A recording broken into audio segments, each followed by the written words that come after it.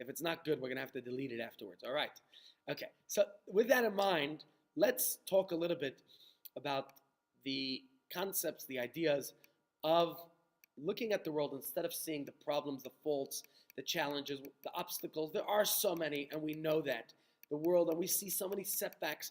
Who would imagine that the whole Eastern Europe would be back and every day seeing Ukraine and Russia in the news with all the problems going on there? Who would have imagined that we thought the Cold War, communism was over, but it looks like it's right back. Yeah? You talk about deleting from YouTube. I thought once it was on YouTube, that's it. No. It's there forever. No.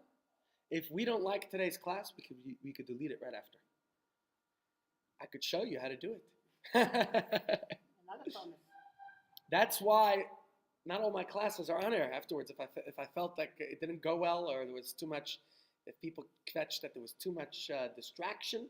Some of the distraction is good, by the way. Some of the people actually, as much as some people get upset that there's too much talking and questions, some people actually complimented the questions. They say, no, we like it. We get a feel of what the class is like.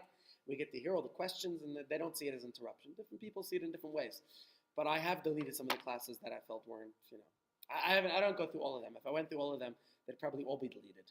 So, okay, so ladies and gents who are watching us on YouTube, welcome. For the rest of you on Zoom and Facebook, we are joined by a whole illustrious, venerable crew here at Chabad House in Savoy. And today's topic of discussion, we're going to talk a little bit about our belief in a better tomorrow. We don't accept the status quo. We don't accept that things should be just the way they are. We Jews have many beliefs. We believe in God, right? We believe that God created the world in 6 days and rested on Shabbos, the seventh day. We believe that the land of Israel is the most sacred parcel of land on earth, and it's God's gift to the Jewish people. And there are many, many beliefs that the Jewish people have. But while these beliefs and many others are important components of the Jewish doctrine, these do not constitute the fundamental principles of Jewish belief. In fact, there are 13 principles. Some 8 centuries ago, Rambam, Maimonides, one of the most venerated Jewish philosophers of all time, and you can go back to one of the previous videos somewhere down there, of a class that we did right here. We actually did a series of a few lessons, you might recall, where we learned about Maimonides and discussed why we study all of his teachings, the Sefer HaMitzvahs, and many of his other works. And he distilled the most fundamental Jewish beliefs into how many principles, who remembers? 13, very good. And interestingly, 2 of the 13, 2 of those beliefs are about the ultimate redemption that will be ushered in by Mashiach and the subsequent resurrection of the dead, which we discussed in our class, one of the lessons of our Journey of the Soul series, one of the last lessons, I think it was lesson 6. And the belief in the future redemption is a fundamental belief to Judaism. In fact, it occupies what seems to be the disproportionate amount of space in the very core of the traditional Jewish beliefs. So the fact of the matter is that this is a fundamental belief of Judaism. And what we want to do here during this, with this week and next, is to turn to the remarkable descriptions that our sages give. And for example, the Haftarahs that we've been reading, that we started reading this past Shabbos, Shabbos Nachamu, and the coming weeks, the weeks of comfort, of solace, and we read about the prophecies of that era of the future. Call it the light at the end of the tunnel.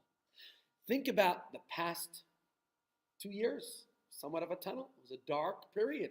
We didn't know whether we're coming or going. Lockdown, 1 year ago today, where were we? In lockdown. You remember? In lockdown. And this lockdown lasted till a few months ago. So not just the world, us as individuals as well, our nation, the Jewish people, we've gone through ups and downs, as we've discussed many times, but we're unique in so many ways. And among our uniqueness is one that perhaps we prefer we didn't have to claim, and that is that perhaps we are arguably one of the most persecuted people in the history of the world, right? Anti-Semitism, discrimination today has a new term, anti-Zionism. We don't hate Jews, we just hate the land. Nonsense, right? But we think about the history of our people, and I really don't want to be bogged down in talking about all the discrimination and problems that we had. I really want to focus more on the good, right? That's really what we want to achieve here, is to focus on the positive. Hello, Rav, how's it? So this really is the theme, the topic. When we look forward to a greater future, what are we looking forward to? Not just an end to the persecution and poverty and all the other tsaras. Let's for a second look back. From social ostracization, right? You think about the discriminatory laws, Jews had to live in a pale of settlement. The economic disenfranchisement where people were barred from universities, from professions, from so many things, from the simple things like a golf club, a country club, to forced expulsions from how many countries, to attempts at coerced conversions, to pogroms, extermination camps. I don't have to take you through the whole history. Being a Jew was really an easy or simple matter. It posed so many potential dangers. Perfect. Many think, yeah. There's a new light. Everybody, including Hashem, has called us a stiff-necked people. Yeah. And we know that we're very argumentative. Yeah. So maybe those two characters are part of what allowed us to survive all of this. No doubt. Well, I mentioned last week about Rabbi Yochanan ben Zakkai. And certainly you could say we are a stiff-necked people in so many ways, and that's definitely helped us. Rabbi Yochanan ben Zakkai realized that it wasn't temples, it wasn't structures, it wasn't going to be a building of bricks and mortar that was going to preserve the Jewish people, right? It was Jews that was going to preserve us. And he realized that you need the continuity of the sages to teach the Torah and Jewish wisdom, etc., etc. Another important thing, I mentioned Chief Rabbi Lord Jonathan Sachs. When he was unwell about 2 years ago, he said he was in the hospital and the doctor put him on a stress test. Right? I've never been on one, so I don't know exactly what it is, but as far as I understand, it's a combination of the ventilator, come on, what do you call that thing? Not the elliptical, what is it called that they go on? Treadmill! You're talking to a man who never exercises, sorry. Okay, of the treadmill.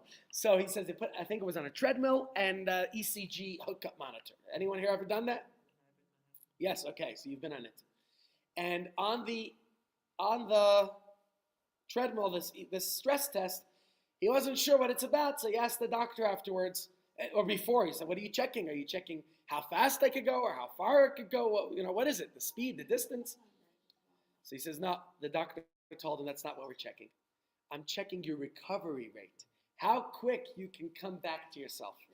And in that sense, if you look at our history, although it's true that it's fraught with all these ups and downs and all these challenges and obstacles, we've always come back. Like we say, we don't just survive, we thrive. After a horrible, terrible Holocaust in which a third of our people, just imagine the numbers, the staggering numbers, a third of a nation, men, women, and innocent children. I mean, all were innocent, who were murdered in cold blood. And 3 years later, here we are, back in our Holy Land. You think about this, it's unthinkable. And that has to be applied not just nationally to our people, but also to us as individuals. That's what the stress test was for Rabbi Sachs. But for ourselves as well, we realize, we go through hard times, but what's our recovery rate? How quick could we rebound? Well, it depends on the situation, right? But the quicker, the better. Many thinkers and historians, both Jewish and non-Jewish, they have marveled at the fact that we all still exist. How's that possible? As a people and as a religion. And our threats were not only from without.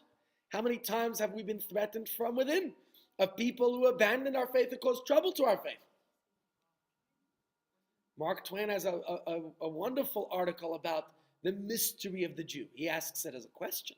He says, how is it possible? Maybe I'll put that on a video for you tomorrow. All right? But I'm sure you all know it, that one. It's a very famous poem from Mark Twain where he marvels at the history of the Jew. I mean, our very existence is hard to fathom. How much more so the fact that we're here, we don't just survive, we thrive, we flourish.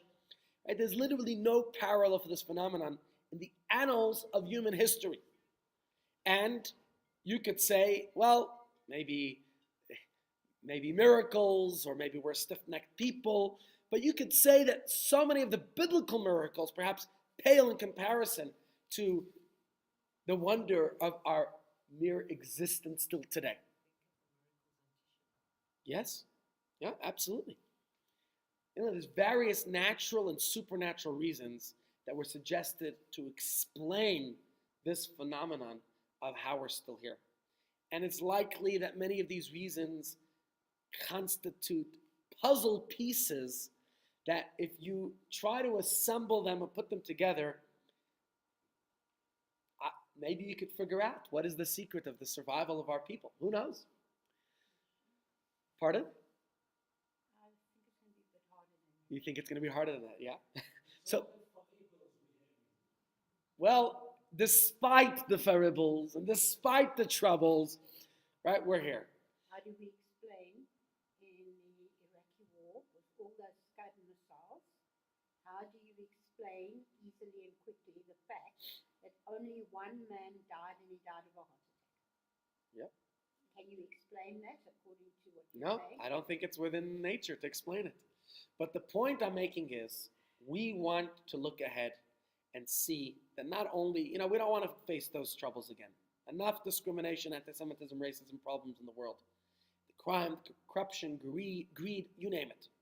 Regardless of the nature of persecution and the horrors, our ancestors firmly believed that it was all temporary. Because Mashiach will eventually come and redeem us. Not just us, all of humanity. The entire universe will benefit. That's what we want to achieve. So when we look at Rambam's 13 principles, and we've gone through it before, so I'm not going to do it today. You could always refer back to that class where we went through all the 13 principles. But they start off each one, Ani Mamin, I believe, right? It's a whole series. By the way, many communities recite them every morning before prayers. It's very interesting why it's not part of the Chabad liturgy. We certainly believe in the coming of Mashiach and certainly sing about it, and we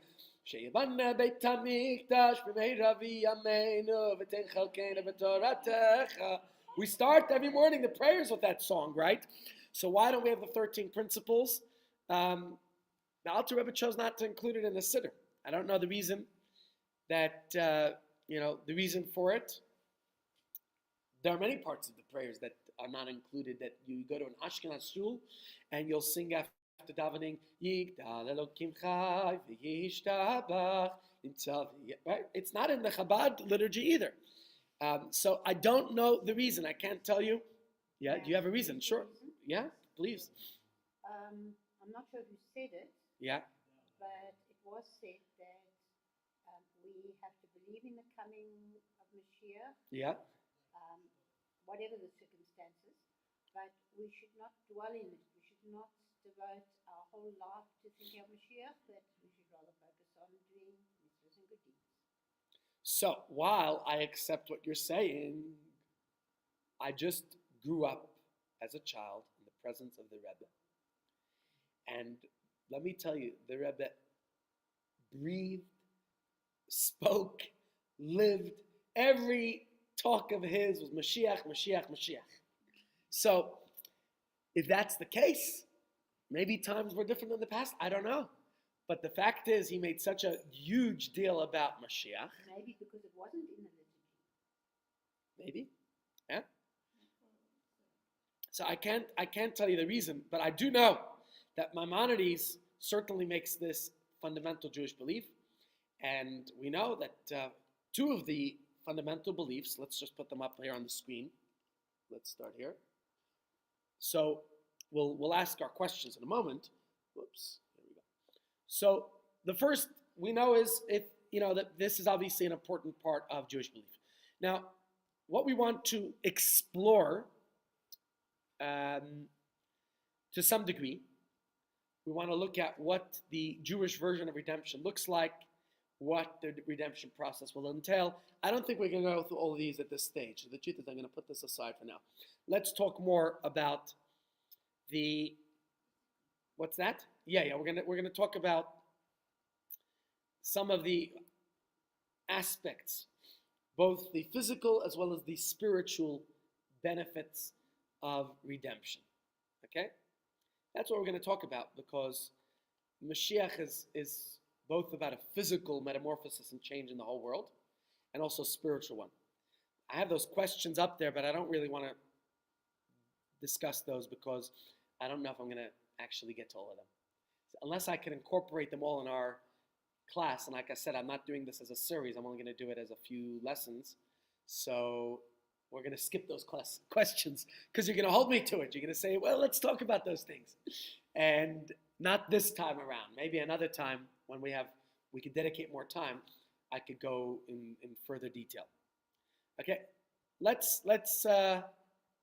story's always good, right? So here's a story. There was a great Hasidic master by the name of Rabbi Nachum of Chernobyl. You ever heard of him? Chernobyl might be more famous in recent history for the chemical reactor explosion that happened a couple of years, when was it, in the 80s, right? Okay, so whenever I see, sometimes I go into the shop and there's a cucumber that looks like a couple of fingers, say, ooh, did this one come from Chernobyl? What happened there? But he was once staying at an inn, and he said Tikkun Chatzos with such great emotion and fervor that the innkeeper woke up. Now, I've told you the story before, but it's one of my favorites, so I'm going to tell it to you again. When the innkeeper saw the rabbi's tears, he was very worried. He was concerned. What's wrong? Why are you just so distressed? Maybe you're not feeling well. He was wondering what the matter is. Why is the rabbi looking so worried, crying in the middle of the night? So the rabbi explained. He said, I'm mourning the destruction of the Holy Temple, and I'm praying that Mashiach should come and return us all to our homeland, to Eretz Yisrael. Now this innkeeper, although he was Jewish, he was quite ignorant. And he had no idea what Rab Nachum was talking about. Right? So the rabbi was a kind man, and he explained to him all about Mashiach and redemption, what a future utopian era will look like. And he said, don't you want an end to all the tsaras, to the pogroms, to the discrimination that you experience here? Don't you want that all to come to an end and you could relocate to Eretz Yisrael? Don't forget, this is 200 something years ago. Back then, it was only a dream to go to Israel. It wasn't like you could just jump onto an El Al flight and you're in Israel in a couple of hours. And this innkeeper, he said, anything I do in my life, I always have to discuss with my wife. In fact, I called the guy up to the Torah the other day in Shul, and I said, Ya'amod, what's your name? He goes, Esther Ben Chai. I said, what? Esther? What kind of name is that? He says, that's a lady's name. It's not a man's name. How's your name, Esther? He says, no, business was going bad. I had to put everything in my wife's name. So he became Esther. My grandmother used to joke, my brother, Esther. My brother, Esther, he eats. Anyways, he says he has to consult with his wife. So he came back a little bit later. He says to the rabbi, we can't just pick up and leave. We have our inn here, we have cows, we have sheep, we have possessions. It's not easy. I'm thinking myself, I got to move soon. Move soon. We're supposed to move already. You can't just pick up and go. You have possessions that you've accumulated over the years. What are you going to do? The rabbi says to him, life isn't so good here. Forget about what you have. The pogroms, or the Cossacks, or those people who are making trouble for you. Whenever they get bored, the Jews are a good target, and God forbid, who knows what they're going to do to you. He says, you have a good point. Let me ask my wife again for permission if what she thinks about this. He comes back a few minutes later. He says, I discussed this with my wife. She suggested, dear Rabbi, why don't you pray to God that all those anti-Semites and all the Cossacks and troublemakers, they should all go to Israel and we could live here in peace.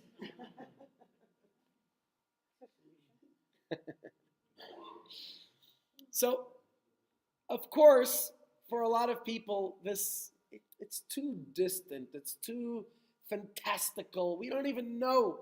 The story, Rabbi Levi Yitzchak of Barditchev, when he was once talking with an atheist who says, I don't believe in God.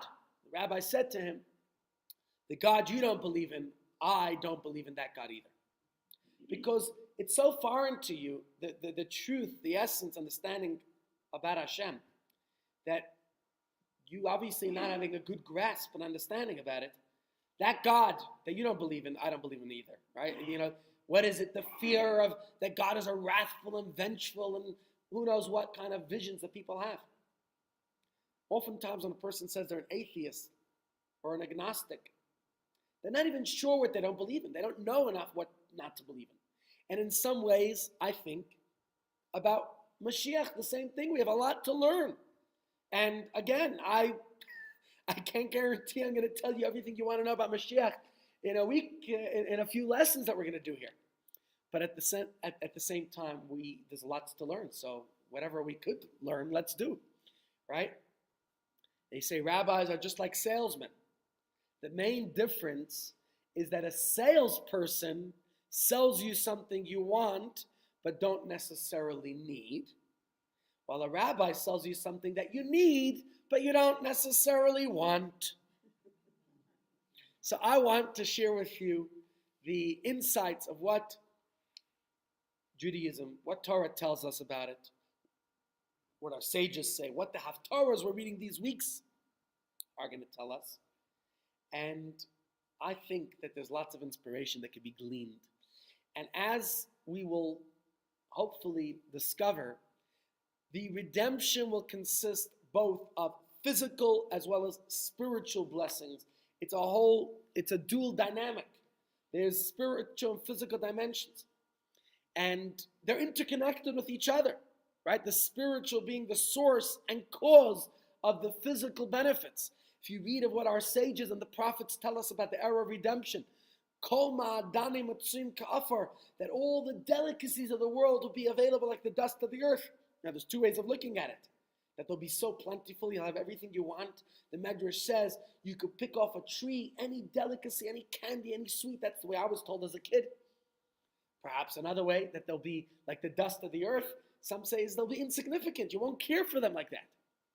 When people talk about money growing on trees, the Medrash sort of says, so when Mashiach comes, money will grow on trees. Either it means that money will be insignificant, like it grows on trees, like you won't care for that, or maybe it will. But the point is, we're not going to live in a world of greed, of envy, of hate, of not even illness, not even death. It won't exist. There'll be a resurrection. I know everybody has that question. Where will God put all the people of the world?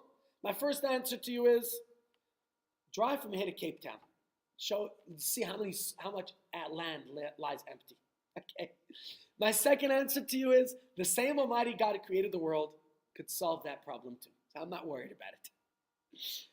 But let's focus on the physical, material side of the redemption, because I think that's something we can all relate to. Yeah? You said this was going to be a science lesson. I just said it to get your attention. So now you got it. I'm in trouble. You got it. The universe is expanding. Yeah. So why shouldn't Israel also expand? There you go. Thank you. Now, according to Jewish... Yeah, in Israel, for the most part, everything's going up, exactly. It doesn't matter, it's expanding. Yeah. In Mashiach's time, it'll be more than that. That's right. Mashiach has predicted that Jerusalem will be the size of Israel, and Israel will be the size of the world. Yep. Now, like I said, the reality of the age of redemption, our sages tell us, is going to be fabulously better than these times, than whatever we know in the past. And perhaps tomorrow, Bli Neder, I could put texts into the slides, because I'm working with texts here.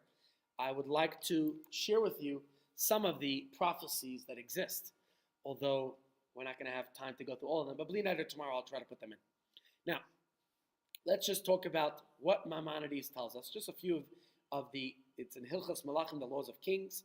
He says, of Oisei Azman, in that era, Lo yeshem lo ra v'lo mechama, there will be no famine nor war. V'lo kina v'sachrus, there will not be envy or competition. Why? Sha'atoiva tiyeh mushpas harbe, for goodness will be in abundance. V'chol ha'ma'adani matzuyin ka'afar, like I said a minute ago, all the delights will be as common as the dust of the earth. So here, Maimonides is summarizing all these prophecies that were stated many centuries even before his time. Let's just look at some of them. Okay? We have the prophet Zechariah who says about the redemption. He says, that when Mashiach comes, there will no longer be any impoverished person in the house of God.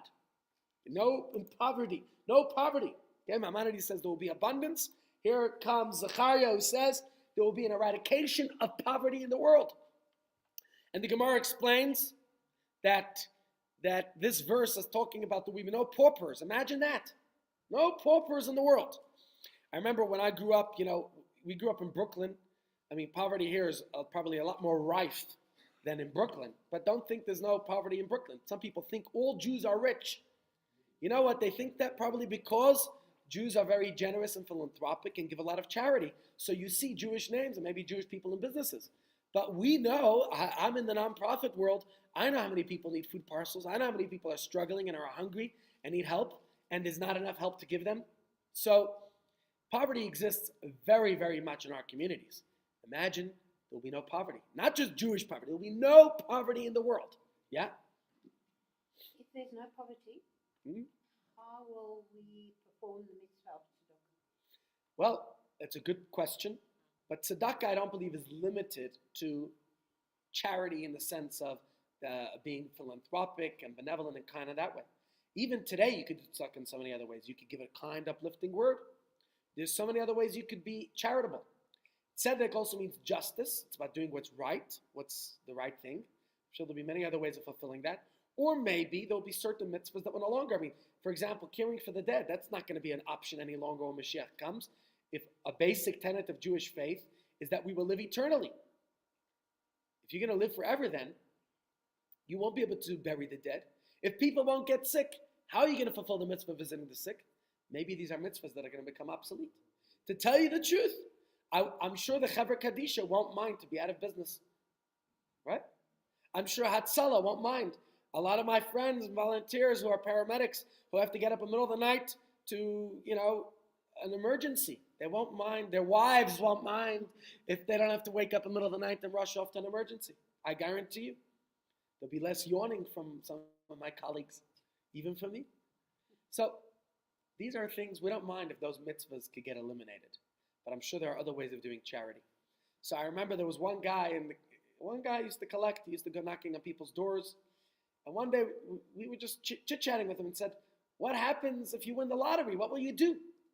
He says, I'm telling you, when I win the lottery, this man says, he is going to eliminate all buildings. They will not be allowed to be so tall anymore. He says, you know what a schlep it is going up all those steps with coins in his pockets and collecting from people. He's going to make a rule that nobody could build buildings that are so tall that he has to schlep from one flight to the next to collect charity. Sadly, many of us get stuck in a certain paradigm, in a certain way of seeing the world. We only see the world from our perspective. We have to learn to have that paradigm shift to see things from a better perspective. I will tell you another funny one. Once on Kingston Avenue, the main thoroughfare of our neighborhood, there were two old guys walking. Nebuch, their coats were oversized and hanging over. The way they looked like they were beggars. So my friend and I are walking and wanted to be nice. These guys are walking with cups. They look like they're collecting. So we threw a quarter into each one. The old men, in Brooklyn, if they're shouting at you, and if they're old Europeans, they shout at you with a Russian Yiddish. So we thought maybe they're upset we only gave them a quarter. What's a quarter? It's a few rand. So we stuck another quarter in. This time we saw the coffee pop out. So we realized, they weren't collecting charity per se. But you gotta, in the life, imagine elimination of poverty in the world. What else? The prophet Isaiah tells us, actually, this week's parsha will be the second portion of the Shema, and God says that I will give you your seed, the rain in its proper time, and you shall sow the soil. The lechem tevuas ha'adam, God will give you plentiful bread. V'hayadashen v'shamein, and you will yield an abundance of crop, and the land will be rich and plentiful. This is part of, now Isaiah has lots of prophecies of redemption. Just pay attention to the Haftorahs we're reading these weeks, and you'll see how much Isaiah prophesies about that future era. Doesn't this sound amazing? Think about that. Think about other challenges we face in the world. Look at this prophecy of Isaiah. He says, at that time, the eyes of the blind will be opened. He says that the ears of the deaf will be unblocked. Imagine that. A deaf person will be able to hear. A blind person will be able to see. At that time, a lame person will skip like a deer. The sarain l'shen elim, and the tongue of the mute will sing. Just imagine that. Just imagine that. Could you think of these things? Does this sound like a long shot? Does this sound far-fetched? Well, according to Jewish prophets, this is going to become the reality one day. Lo yisa goy el goy cherav. You may have heard this. People like to sing it. Lo yisa goy el goy cherav. Lo yimedu od milchama. Lo yisa goy el goy cherav. V'lo yimedu od milchama. Lo yisa goy el goy cherav. V'lo yimedu od milchama. Let's all sing together. Lo yisa goy el goy cherev, lo yimedu od milchama. In Israel, this is a very popular song. It's the words of the prophet Isaiah, and it's actually inscribed at the United Nations outside on the wall.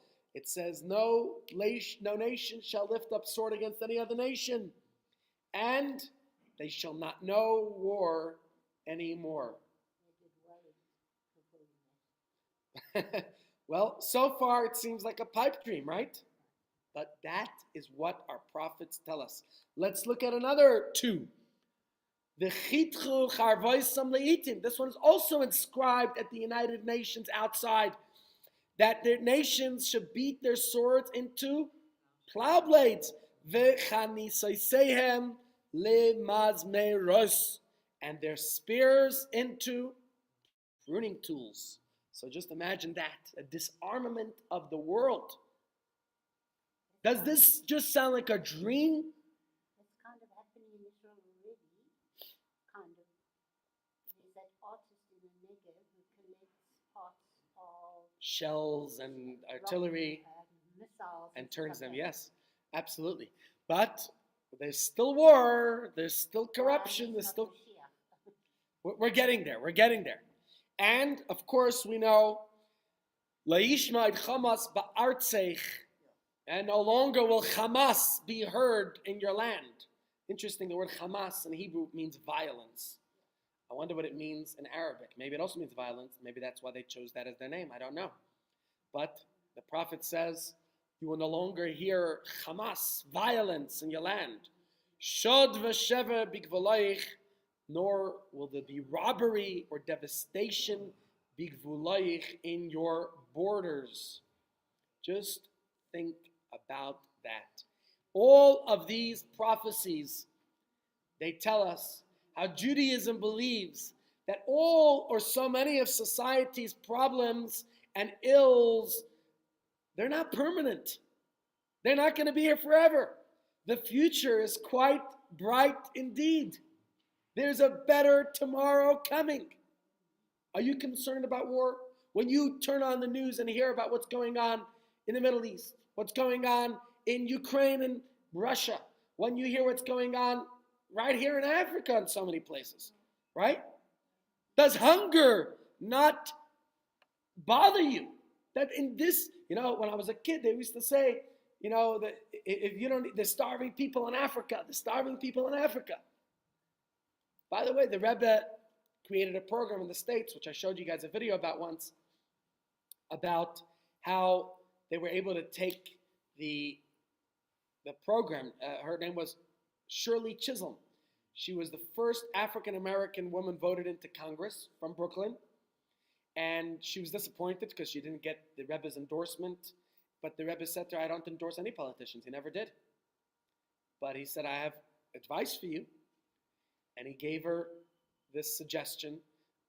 She was insulted that she got this portfolio of agriculture. She said, what? In Brooklyn, we have housing problems. We have other issues in Brooklyn. What do we know about agriculture? Agriculture should be assigned to somebody in the Midwest, somewhere where there's swaths of agricultural land. The Rebbe said to her, no, you have a blessing and opportunity here because there is a surplus of food. It just has to be redirected properly. And this woman, Shirley Chisholm, came up with a food stamp and WIC program, food for women, infants, and children, that they were able to reallocate that surplus of food in America. And that program, to this very day, when she was being honored, when she stepped down, when she retired sometime in the 80s, she said, if a mother in America has milk to to feed her child, and she has food, and she gave a whole list of items, you could thank a rabbi in Brooklyn who planted this seed in me, who gave me this idea. She gave the credit to the Rebbe. She obviously was the one who ran with the program and made it happen and developed it into what it became. But she said that came from the Rebbe's encouragement to her. Little do people realize in America what a massive program was created by a woman who had a meeting with the Rebbe, and they were able to come up with this idea. And the point I'm making is, if we're concerned about war and about hunger and about poverty and about so many other problems of crime and corruption and who knows what, illness and disease and disabilities, right? So COVID is coming to an end. I saw this morning a tweet from the government how COVID is, well, you can look at the statistics, the numbers are going down drastically. Right? It's much better than pandemic, right? But other diseases, polio's rearing its ugly end again, and monkeypox, there's problems. But the prophets of old, they told us that, how does it go? Don't you worry about a thing. That's what they told us. They reassured us that these ideas that seem unfathomable, they seem like, is it true that one day we could take all these tragedies and calamities and misfortunes and just like that they'll disappear? But yes, even though they seem to be inextricable features of the very fabric of the human condition, but they're not here forever. They will be gone. And that's what our prophets told us.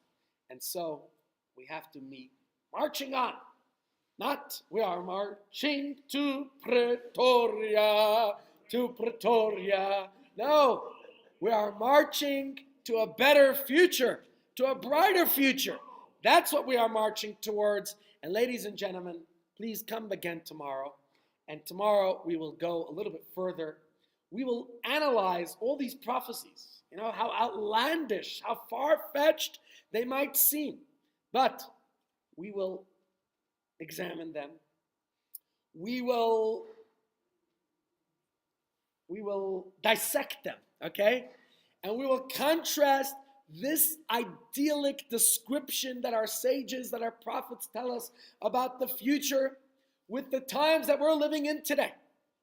And hopefully we could learn and see the world from a wider lens and see that even if we just look at current trends in the world, we'll see already that the world is becoming a better place.